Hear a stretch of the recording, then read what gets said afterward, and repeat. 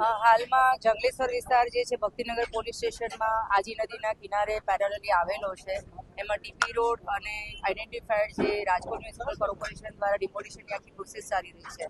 એમાં law and ઓર્ડરની situation બગડે નહીં એના માટે માનનીય police commissioner Shri Brajesh Jha sir અને અમારી બધી સિનિયર ટીમના સુપરવિઝન હેઠળ આ શાંતિપૂર્ણ રીતે ડિમોલિશનની પ્રોસેસ ચાલી રહી છે. અને આમાં કોઈ પણની લાગણી દુભાય નહીં, કોઈને અનનેસેસરી હેરેસમેન્ટ ના થાય એના માટે પ્રોપર પ્લાનિંગ કેટલાય દિવસથી ચાલી રહ્યું હતું. જેના ફળ સ્વરૂપે છેલ્લા 2 દિવસની અંદર 60% થી 70% લોકોએ સ્વયંભૂ પોતાનો સામાન ખસેડી લીધેલો છે, પોતાના મકાનો પણ તોડવાના ચાલુ કરી દીધા હતા. 40% જેટલું ડેબ્રિજ પણ એ લોકોએ હટાવેલું હતું પોતાની જાતે. અને આજે પણ માહોલ એ રીતનો છે કે અમારી ફાયરની ટીમ, મેડિકલ ટીમ, ડ્રોન સર્વેલન્સથી માંડીને સોશિયલ મીડિયા મોનિટરિંગ બધું જ ચાલી રહ્યું છે. પરંતુ કોઈ જગ્યાએ કોઈ રેઝિસ્ટ કર્યું હોય, અનનેસેસરી ખલેલ પહોંચાડી હોય એવા કોઈ બનાવો બનેલા નથી.